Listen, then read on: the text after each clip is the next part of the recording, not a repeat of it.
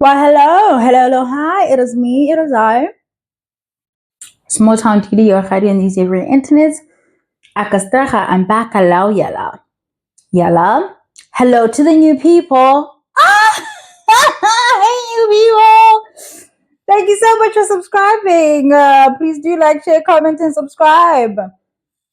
We want to talk about I'm like salivating now because I'm having speckle. You guys, I don't have much of a sweet tooth. Like I suspect I'm ovulating and I didn't check my calendar to confirm this because uh,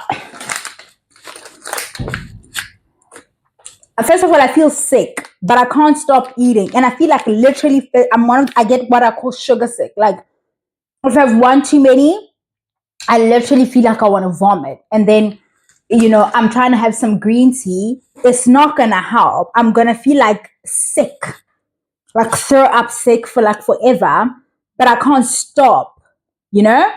And then I'm gonna have nyoko. White people, why do I assume they're white people here? Blacks who know. Oh, listen, what is nyoko in English? I am so tired of asking Google about this so that it can stop happening to me because it's been happening my whole life. See how I just indulged now? I'm gonna pay for it dearly. Dearly. And I've been drinking a lot of bubbles. Oh, fuck, man. The Ultimatum on Netflix. Here's how we're gonna do it because they uploaded all the episodes at once. All 9 episodes. I've watched up until the 4th, and I was like, let me sit down and talk to you guys, then watch ahead because I don't want to say something and then I've already seen it. I don't play those games. So I don't know if I'm gonna do it in 3 parts because the first 2 episodes were so slow, which is expected. And then there was so much to chew on in the last 2, as in episode 3 and 4, last 2 that I watched, that I'm suspecting that I probably won't manage to do a second part and cover all 5 episodes up until episode 9. I might have to do the entire review maybe in 3 parts, but we'll see. I'm not going to go in sequence like I usually do. I didn't even make any notes. It's going to be off the top of my head, very off the cuff, what I remember. So I'll be jumping in and out of that scene and into the next scene. And it's not going to have that, like what chronological order in which it occurred. Like, I don't know. Stay with me. The Ultimatum, the premise of it all is that you sign you up and your partner on this show because you want to get married. And this is essentially Ultimatum, that we're going to go on here and we're going to break up for the sake of the show, be coupled with other people that are also part of the social experiment. And then we're going to live with these, are assigned, or you choose them. They don't assign them. The partners that we chose, we're going to live with that person for 3 weeks, experiencing life as if we're dating them because technically we would have broken up. And then we're going to come back and live together for another 3 weeks. And hopefully that will help you make up your mind as to whether or not you want us to take the step forward, which is marriage.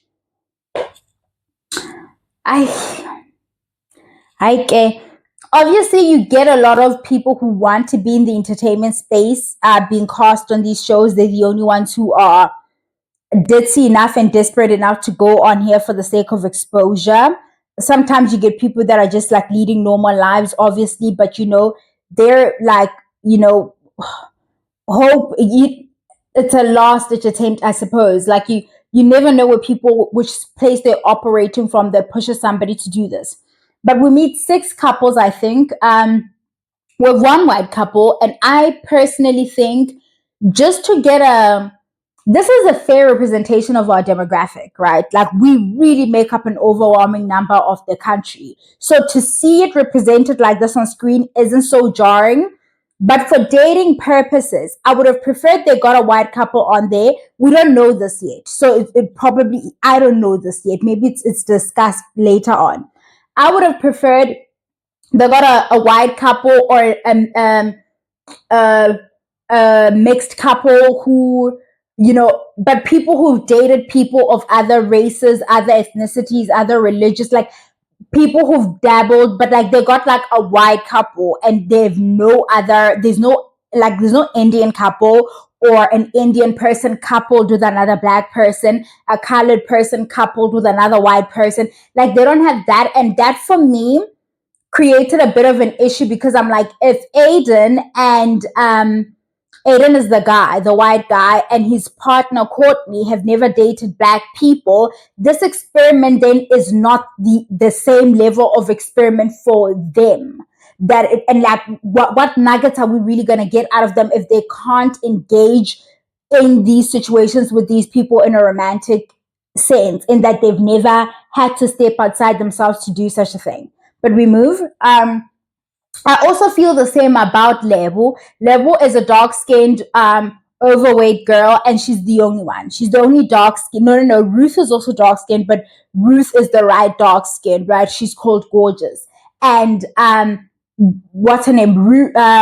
Lebo is dark-skinned with very prominent, like, black features like me, like a big nose, and things like that.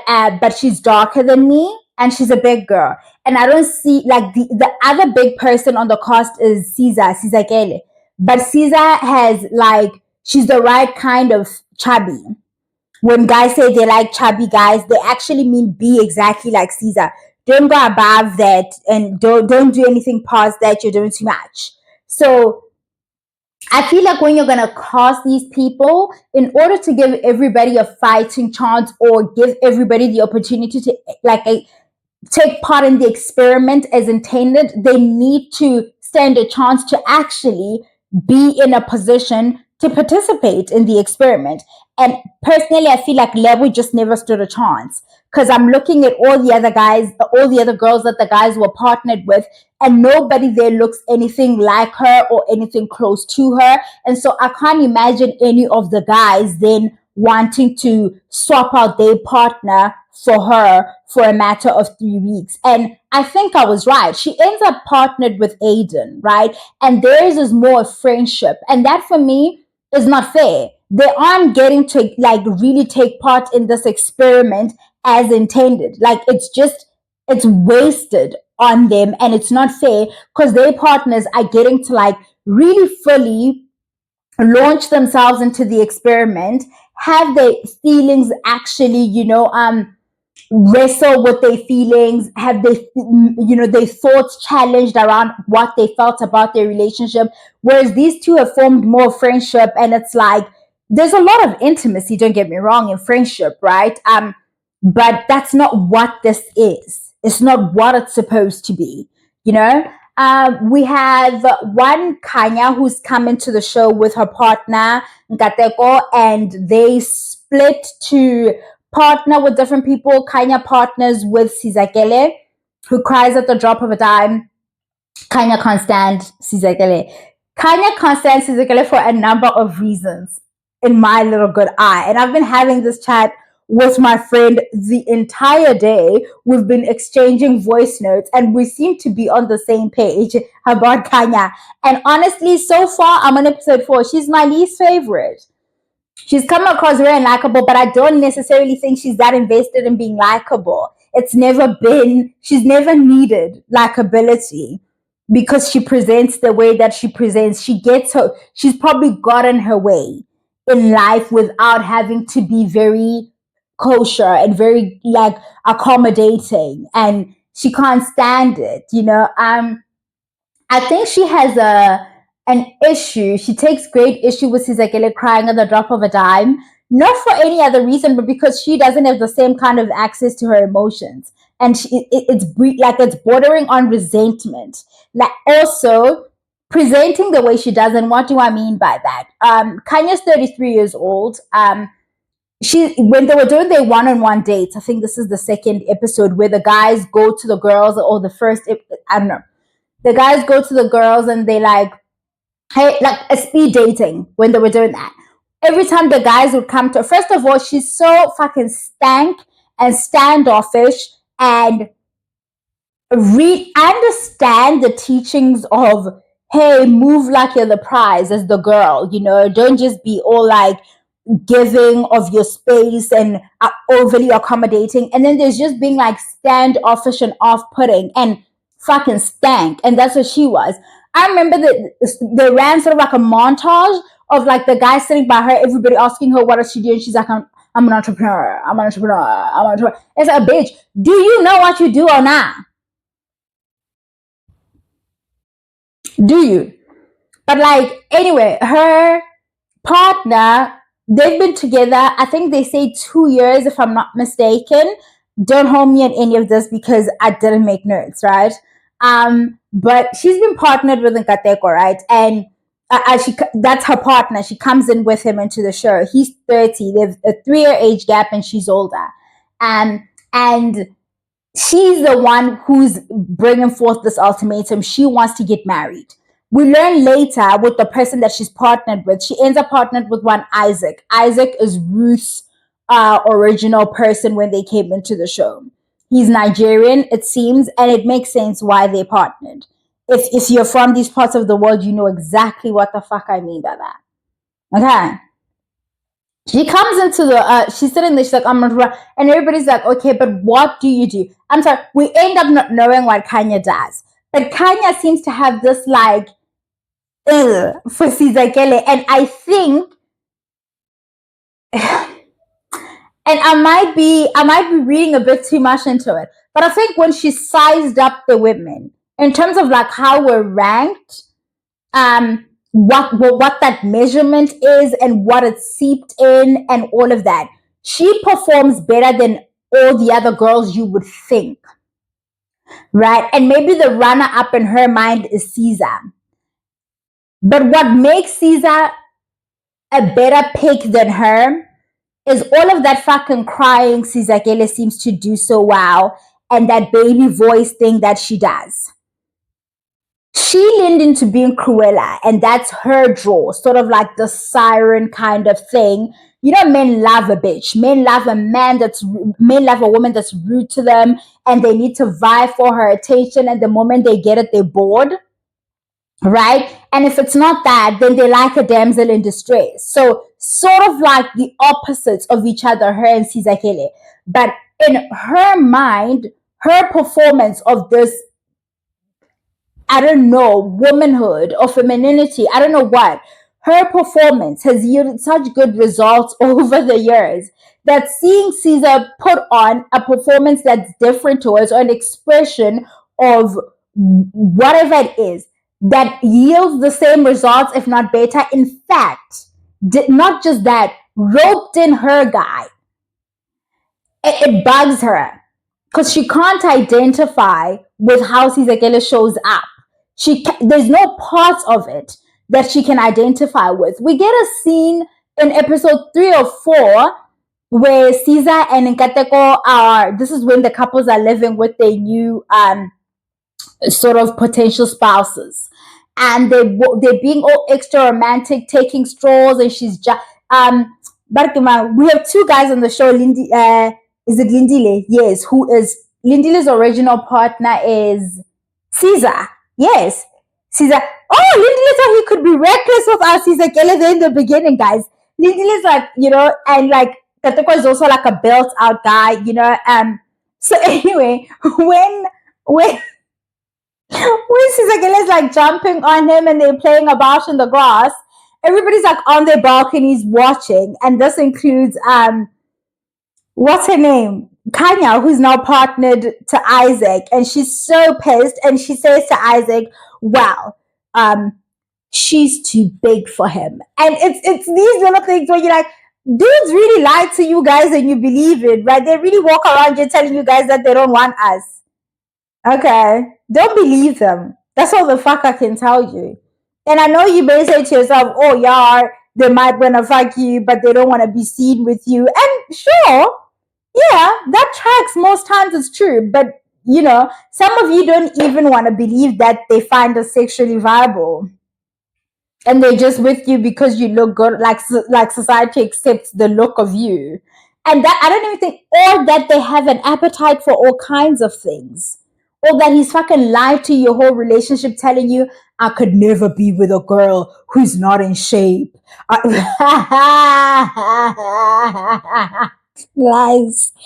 Lies and fucking deceit. You're being lied to.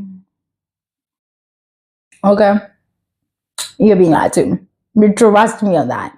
But she's the most unhappy for me. I think she's unhappy in her relationship with Nkateko, but she feels she's running out of time and she must lock him in, meaning he must tick other boxes. She mentioned that she needs stability, like emotionally and financially. Something tells me he ticks that financial box. I can't help but think that, and I don't know yet. Or other boxes, I don't know. And she feels like she's run out of time and she must lock him in. It sounds like, if I remember correctly, upon meeting them, that he chased her for a bit.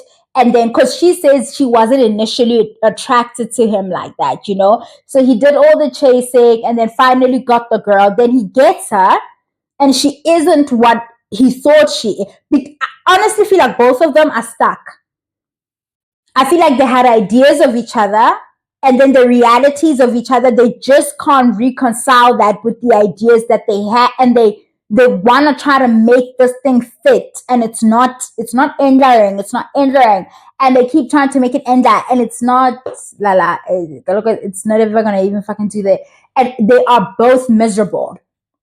They seem miserable. They just seem like they know they look good sitting next to each other. They both are, could be considered in a way somewhat both conventionally attractive. So it's a good look, but the compatibility element of it, I don't know. I don't know. I don't think so.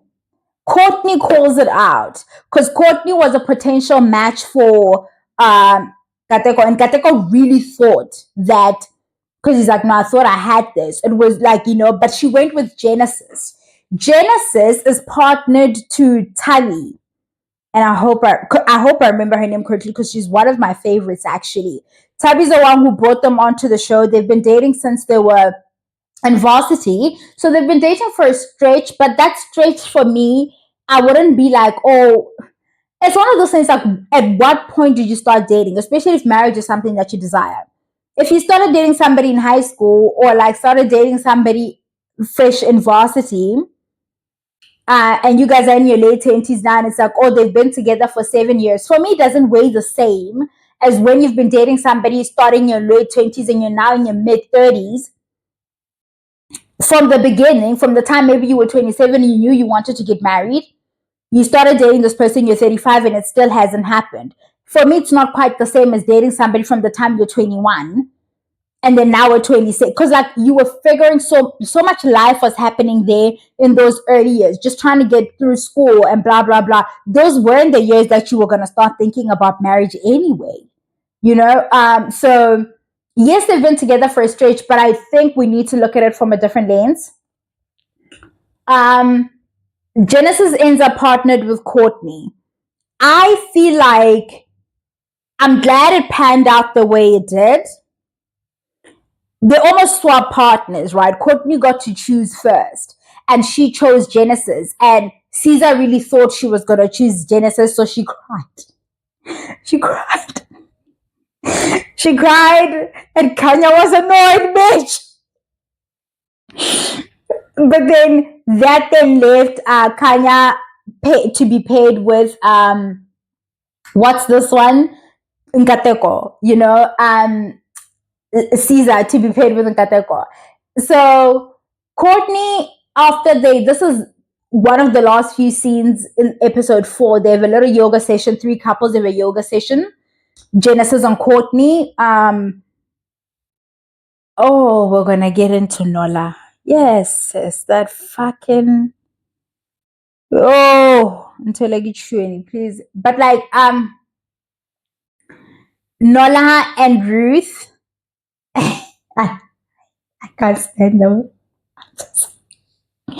Nola and Ruth, as well as Caesar and Nkateko, they have this. And then after the yoga, Courtney sits with Nkateko and they're having a chat. And she's like, you know what? When I saw your interactions between you and Kanya, this is his original partner. It's like there was no laughing, there was no chemistry, it was so tense and so serious. And that is very much Kanya. Kanya is she's not fun. She's not a fun girl. She hasn't had to be. Here's the thing about girls or people, but I'm going to say girls. Men we often talk about how Men think they deserve things just like by virtue of their existence and having a penis. A lot can be said about women who've been told that they're attractive their whole lives. A lot of them are underdeveloped in certain ways because they've never had to.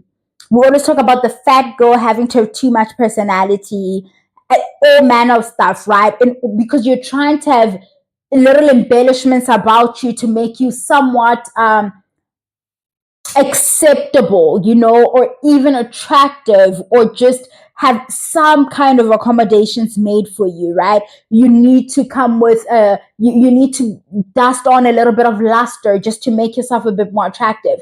They haven't had to do that. Like, accommodations are made for them. People are bending over backwards for them. They never have to develop personalities. And it's not me saying that people who are deemed conventionally attractive are all this and or that, like they're not very bright or that they don't have much personality, but they don't have to develop those things. And so a lot of them can go without doing it and for the most part get away with it. And then when you meet somebody like a Sizakele who's all giddy and giggly and whatever, like her little thing that how she shows up, right? And she's like that. It throws you the fuck off. Like, you don't understand what it is. But Nkateko is bored, right? And Kanya is also possibly bored with Nkateko. She just feels like she's run out of time. We hear this when she's talking to Isaac, when Isaac asks her, this is the person she's now partner to. Isaac is like to her, so you really want marriage? And she replies to him, I thought this was very honest and I like this for her. And she's like, I don't know if I want marriage more than that. I've always told myself that I don't want to have kids outside of marriage, That argument has always been lost on me because what do? You have your 2 kids and then you divorce, and then what? You can at least walk around telling people, well, their father and I were married when we had them. Bitch, you're still single. What even is the point? I don't get it. I think she needs to interrogate that and work through it. Truly. Let's talk about Nola. Nola and Lebo. Lebo is the plus size dark skinned lady I told you guys about, and she's partnered to this fucking sleaze by the name of Nola. And of course, Lebo baby girl, I hope you've walked away because it looked like this was filmed late last year. Isaac's birthday is on the 5th of December and they were still filming. Baby, walk away. You deserve better. I'm telling you, you will find somebody else. It's a lot harder for us, but like, you will. It's not, you seem like such a good woman. You look like you're just trying to love somebody and be loved and be reassured. And I don't feel that's asking for too much. In fact, you're asking for the basics. And it sounds like you're actually willing to perform domesticity in the way that they want us to perform it. You don't, from the conversations you had with Isaac, you don't seem like you have any qualms around those, like, gender norms and division of labor and things of that nature. That seems to be something, and they keep saying that's what the fuck they want. And that's what you're saying you're offering. And here we have Nola. Nola is partnered with Lebo. Lebo's the one that brings them onto the show because she's like, listen, you marry me or it's whatever. Let me tell you fucking something. Since Nola got here, he hasn't gave a fucking shit. Okay, he's been trying to immerse himself in the experience. Everybody else has moments where they experience guilt, where they struggle with what it is they've signed up for and stuff. You know who is not? Nola. Nola is not going through that rubbish. Lebo, I don't think he's the one. We have she gets paid. Oh, when it's time to choose, she picks Isaac. And I think it's based off of that conversation that they had about, like, what roles do you think this person should play? Are you looking for marriage? Blah, blah, blah, blah, blah, blah. And so she picks Isaac. And then Isaac rejects her. And my friend calls me. She's like, did you see how well she took rejection? I'm like, we're practiced at it. Men like to walk around telling us about how women don't know what it's like to take rejection. You don't know fat women. You don't know women who aren't considered desirable, because we do very well with rejection. It's been happening to us since we could like make sense of the world. We've realized that the little boy we like doesn't like us back, and then we just step away from him. So you, in actual fact, don't have an excuse to lash out the way you do as men when or as young boys coming into your own, when the popular girl that every fucking body is lined up to get with, and you have nothing to offer her, and you also line up there and she rejects you and you want to throw your toys. You have no excuse to do that. I would know. I have, when I watched Baby Reindeer, right? And I thought, and I was like, I'm not going to get into, because like there's so many themes running here. Also, part of it is just the trauma of it all with the assaults and things like that. But in the beninging there, I'm looking at this guy work this data job, not be good at this passion thing that he's pursuing in terms of wanting to be a comedian. And I'm looking at Martha, the stalker, and how she's a source of embarrassment for him, but he's no prize, right? That's been my some of my treatment with boys, right? From the time I was in high school. I was saying to my friend today, I was reminding her of this incident, which is crazy because my one mate was also here, and he was sitting right there, and I was telling him about this experience that I had with this. So one of my mates really grew into my, like, from high school. He didn't have good dating prospects. I didn't care to date in high school, like things I was doing, and I was very much involved in church and things like that. It just was not front of my mind. And that, in hindsight, I think was also a protective mechanism. We built them early on as people who know we don't have a certain kind of, buying power within the dating market, right? You come to terms with things early on and you reconcile with things early on, or you try to find ways to buy your way in that often harm you. And I'll talk about that just in a bit as to what I mean by that. But he's shorter than me, and I'm not a tall girl, right? And he's chubby and stubby, and like, he's not a bad looking person in the face. He's funny, and he's all of those things, but he's not the guy the girls pick. You know what I'm saying? And I don't know how else to explain that. But I remember, and I can't remember if it was Mixit or BBM. I don't. Do you see how fucking long ago this was? And I was so taken aback because I didn't even understand how we got here. So he sat around, looked at the girls in our grade, and decided he and I must be in the same pool, right? No, we're fucking not. And then he texts me, and we're having normal chats. I'm thinking, oh, just normal chats. At some point, he proposes that maybe we could date, but keep it a secret. Bitch, do you want to keep me a secret? That's the delusion. Oh, every time I say this, one of my friends says Laura Mulvey. Laura Mulvey trying to tell us men are fucking delusional. Or they lie to themselves about the position that they hold. You fucking listen to me. You fucking listen to me. If you can hear me being so fucking close to the ground, bitch, says to me, maybe, yeah, we could do this, but like keep it. I'm the thing to hide. In his mind, how I rank in society, I'm what? But he wants to try things. He wants to experiment things. And he's looked at me and he's like, I can't get the girls I want. She's fat and loud and whatever.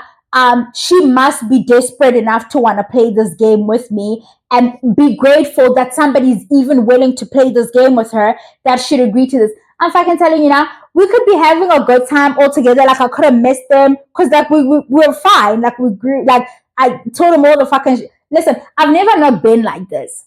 So I wore him the fuck out because listen, We could be chilling now with our mates if we haven't seen each other in a while with all my people from high school, and something could happen, and then I could be like, like literally, like the tape will run back, and then I remember how fucking mad I was when it happened, and I'll just start shit.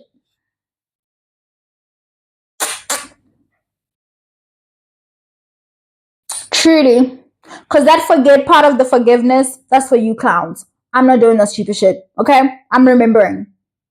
Okay, I'm not even sure how we got here, but I think I do a lot of projecting with level. I wanna go in and hug her. I want her to not even be on the show, especially because of how reckless her partner is with her feelings. Um, it's not fair that she's not getting to have another romantic experience and he's getting to have this full experience and he has nothing to offer. Nothing. He's maladjusted. He's not very emotionally intelligent. Ruth ends up giving him Cookie because, well, she's horny and she's sexually attracted to him. I don't fault her for that, by the way. It is what it is. It's her body and she wants to, fondle. That's what the fuck she's gonna do. That's what grown women do. So it's not even an issue of me attacking Ruth or anything, but it's like this man, all he is going for, I'm not sure what he has. He has nothing to offer. Like she's settling level by like deciding that this person is the one and she will do what she needs to do to keep this going. Is settling in itself. She can do better than him. She can. And I know she's probably not in a place where I'm saying this to her, but I have moments where I struggle as to what I'm deserving of.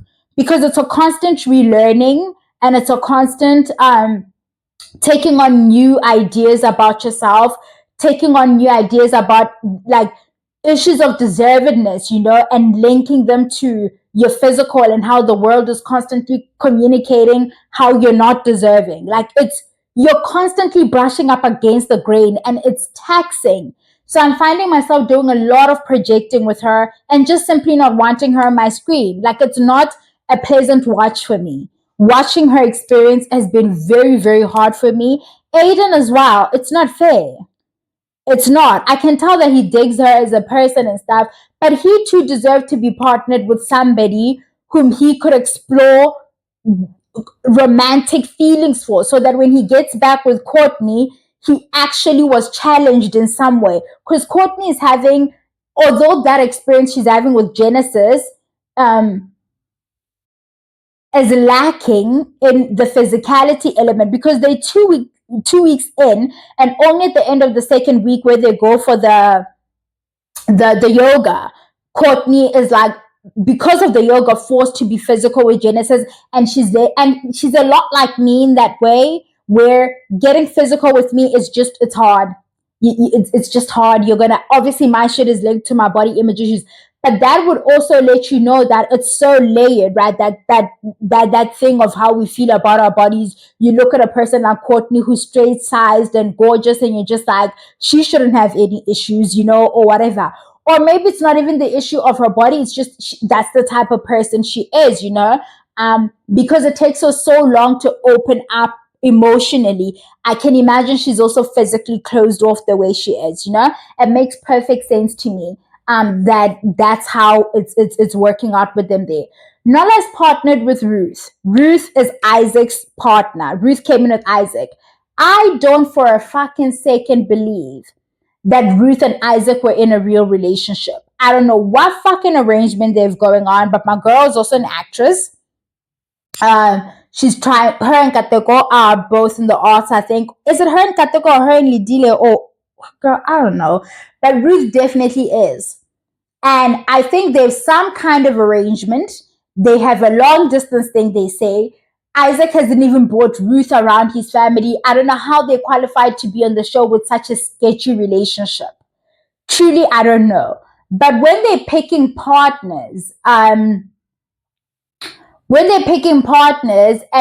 Level first suggests Isaac as a match for her, and Isaac stands up to reject her, Nola smirk. This is like her alleged like partner in real life, Levels, right? And Nola has this like look on his face of that's fucking right. Like he enjoyed her experiencing rejection, like a humiliation of sorts. I mean, nobody in particular is smiling at their partner choosing a new mate or anything. You can tell everybody's struggling, but this glee like the display of it from Nola was a lot for me.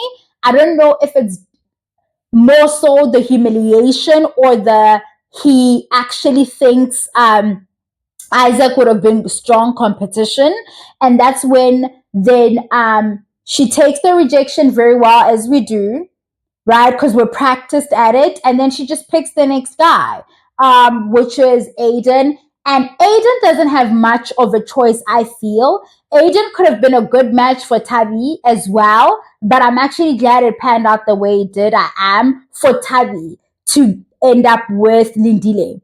But I think also you guys, I'm not doing a lot. I want you guys to listen to how the room reacts to when Aiden accepts the proposal from Lebo. The relief in the room of, oh my God. Oh, somebody say yes to this bitch. You know, there's like a celebration in the room of yay, somebody said yes to her. You know, a relief of like the guys thinking, okay, I don't have to then be partnered with this person. And like, you know, the girls obviously just being like, you know, it's not cool for a to have to possibly experience rejection a second time from a second guy. But that's how it pans out with them. And Nola ends up with Ruth. How Nola ends up with Ruth is telling in itself. These two have a physical connection. They've been wanting to just jump each other's bones from jump. They're trying to make it more than it is, trying to act like they could possibly have a real relationship. No, fuck no. You all just want to fuck. Okay, it's giving Babs o'clock. Just shut up. Ruth's partner Isaac and their fake relationship. I said it. I don't give a shit. That relationship is fake. They ask Isaac, Salamina and Hausa, the hosts, by the way. They ask them, how was your interaction with before they picked their partners? Like when they were doing the speed dates and the datings throughout the week to get to know the people so they can pick their partners respectively. They asked Isaac, you know, how was your interaction with the ladies? Like, I enjoyed everybody except for my ex. And she gets so emotional about it, Ruth. Ruth was going to choose Lindile? She had changed her mind. Like throughout the week, it was very much giving, yeah, I'm gonna pick Nola. But then she had a last minute date with Lindile, guys, on Kateko. I think it's Lindile, yes. She had a last minute date where she felt like, you know what, he might be a better pick. But then she ends up choosing he says this to her, and everybody has picked up on the chemistry that she's had with Nola. So when Isaac says this, she out of spite picks Nola to try and hurt him, you know, and it works. It works, and she's paired with Nola, whom she has chemistry with. They're the only ones who've babsed that we've seen. I think the second night together that we saw. And they're having a little cute relationship there or whatever. I don't know, guys. I don't think it's gonna last. I don't at all. But it's I think a guy like Nola always ends up going back to a girl like Lebo because he's very much aware that she'll probably put up with his rubbish. We met Finger's friend. We met Lebo's friend, Abigail. I loved Abigail. I was talking to my friend. She's like, I enjoyed Abigail. Abigail comes on there and she's like, hey, where's Nola? Like she's sitting with Aiden and thing. And it is like, no, he's gone. I've replaced him and stuff. And she's like, what in the fuck is this? What in the Mickey Mouse operation? What is this? And it's like, no, they explain to her what's happening and stuff. And I mean, she talks about how much Lebo really loves Nola and stuff, and how she would really move mountains to make them work, and that's not good. That is not a good dynamic. It's never good. It's bordering on toxicity to say this, but it's like, because the men aren't doing the work, you really can't afford to be partnered with a man that doesn't worship the ground you walk on, because, and that is fleeting sometimes as well. The novelty of you also wears off and their real selves come out. But it's a better gamble than being so invested in a man, because they'll always use you. A man will never say, no, I don't want you, when he can see that you are the one that's going to put up with the most crap from him. And when he's like run the streets, done whatever, has all the STIs, and now needs you to change his diaper, you'll still do it. Because you're a good woman. That's why I like being a bad woman. That's my vibe. It's more my speed. Truly it is. I hate men. In case anybody's wondering. I can't stand them. I find them to be... Anyway, it's not about me. Let's get back to me talking about the show. Who haven't I spoken about? Tabby and Genesis. Tabby's having a good time with Lindile, guys. She really is. Lindile has a difficult time with when Caesar, his partner whom he came into the show with, Caesar goes on the stroll with the person she's now partnered with, which is Nkateko, and they go on this, and he's so annoyed and so upset. And Tabby's like, but dude, isn't it the same as us when we're here in our private quarters being all cuddly and blah blah blah? He's like, no, but we're in our private space. I see where they're both coming from, but I think also Lindsay is hurt because of he knows how emotional and how connected Caesar is to him, and he was counting on that to carry him. He was counting on that to keep her from bonding with another person while he gets to do what he wants. This is the same fucker who, in the earlier episodes, when she was like, babe, he's like, yeah, I don't think we should call each other that. Yeah, doing stuff to this like emotionally heightened and charged person whom he knows he's like that, doing things to elicit that reaction out of him because it probably does something for his ego, sort of testing to see, are you still into this? Because I think he's the one who the ultimatum was proposed by him. Caesar is not sure if she wants to get married, and she's definitely not sure if she wants to have kids. She's working through things and stuff. So I don't think he was expecting, as attached as she is to him, how emotional she gets, for her to get like this with another person and also do all that PDA shit. Oh, it fucked you. You see, they can't take it.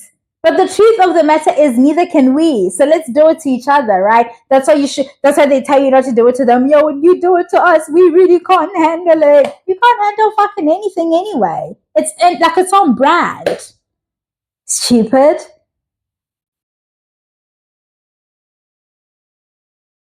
Caesar, and I think I've dealt with them.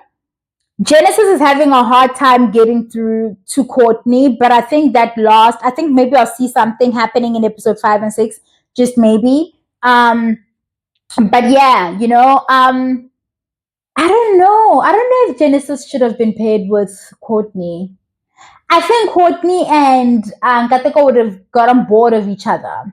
I really think everybody, except for, I think people are actually paired with the right people, except for Aiden and Level. But it's also like, who are they going to partner with? Because everybody else is right where they're supposed to be. So what do we do? Okay, we have, if he wants to, he will.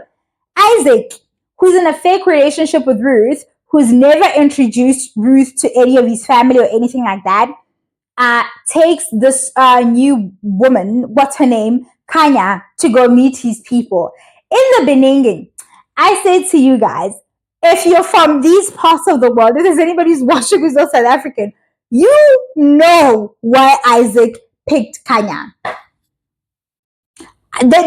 Honestly, right? That's what they do, the Nigerian men, when they get you. There's an aesthetic of South African girl that they're looking for, and those girls look and present themselves like Kanya. This is why he has no qualms about taking her around his people, because they're gonna like clap hands for him, and he's gonna have that Groot man thing, and they like do the love bombing shit. He did a lot of that. Not a lot of it, obviously, because they just started, but he did all of that, and you get exhausted. Kanye also mentioned that, how it started. I'm wondering if, the momentum, if he's going to be able to keep this up. He's doing all kind of like domestic things around there. And he's also like, doing little romantic stuff. Hey, they'll tell you there'll be all kinds of romantic, right? They have that look where it's like, of course, this South African girl that looks like this is partnered with this man. They have that look. He's been with this person for 3.5 seconds, and he's been with Ruth for 2 years, they say, or whatever they're lying about. And he's comfortable taking this new person around his people. By the way, those people could be anybody. There could be some dudes he met down the road, and he was like, I need people to bring on a show and call my cousins. But, trust him if you want to. And they sit there and they're talking about all of the blah, blah, blah. Anyway, they end up having this dinner, Isaac and Kanya, and that's where he asks her how she feels about marriage and so forth and so on. And she's like, well, I'm not sure, And she's like, okay, what are you looking for in a partner? Then he starts talking about how he needs, like, a person who's gonna help him do, like, she's like, help you do what? He's like, no, like, build like my dreams and blah. Men really expect you to pour into them. The expectations and the amount of laboring they expect you to do is wild. Wild, wild, wild. And she didn't say anything particularly alarming in the scene that I disagree with. But to him, the fact that this person does not want to take care of you like your mother, which is what she said. She's like, yeah, but like your wife and or your girlfriend are like, they're not your mom. It's almost like you're expecting somebody to also play the role of your mom while being a lover. And he was lost, completely lost as to what do you mean? Of course, like the woman who you're involved with does these things for you. Like it did not occur to him that this is not a built-in feature. Anyway, he goes to work, and then he comes back. Kanya lazes about the whole day. She seems already on 10 for whatever reason. Kanya's weight game is whack. She seems on like 10 already, and he's like, every time I get home, the dishes are unwashed, and when I leave for work, I make sure that everything is in its place and blah, blah, blah. So I might cut off in the last 3 minutes. You know how we do. So I'm gonna try, because like there was literally 3 more minutes of me talking, nothing crazy. I cut off when I was talking about the dinner that they had, and she was like saying, you know what, the things you seem to be expecting of me, you almost want me to take care of you as if I was your mom, but also show up as your lover. That's a bit much, I don't think she was asking for too much, but it's like these two deserve each other in my eyes. They do. They deserve each other in my eyes, because Level told you that she's interested in performing these roles that you say you want. And you decided this one is a better look. So much so that you took her around your people, right? Here you are now coming home telling us that you're mad at the fact that every time you get home, the sink is full of dishes, but when you left, you made sure there was nothing in there. As he gets home, he's like, I don't know why she was already having a stank attitude. Isaac is like, did you have guests over? She's like, no, why? He's like, there's so many dishes in the sink, This to me is the perfect display of like her emotional intelligence, but also that she's possibly very manipulative. Nobody asked you to wash the dishes. That response is telling. It told me everything I need to know about what that fucking Katako is going through over there. That's why he's so unhappy. She's never wrong, it seems.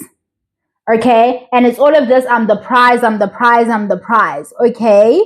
Great. Do you care how the person you're partner to feels about themselves and or how you value them? Or is that not important? Like, I really just want to know. Because Shira has you bitches fucked up in the head a little bit about what it is to actually relate to another person. Nobody asked you to watch did you accept my services though? If I'm showing up for you in a particular way in relationship, but however we're relating to each other, and you accept whatever gestures I'm offering you, and they make you feel good about yourself, And the moment I point out that, hey, you never do the same for me in return or the same for us in return, your response is to say, I never asked you to do those things in the beginning. Sort of putting the onus on me, right? Well, you played yourself, bitch. You shouldn't have washed the dishes to fucking begin with. You wouldn't be so goddamn mad if you hadn't washed. Really? If I'm making sure that when I leave, the home is clean, why can't you make sure that I come back to a clean home? First of all, you sat there the whole fucking day by the looks of it, Miss Entrepreneur. But Isaac deserves this. Isaac auditioned for this. Isaac and men like Isaac who pursue these kinds of girls and get this exact kind of treatment. Nedi, sweet, that's what the fuck you get. Truly, that's how I feel. I don't feel bad for you. I just want to critique her behavior because it's fucked up. But you, well, shit, you get what you get. That's it. Bye.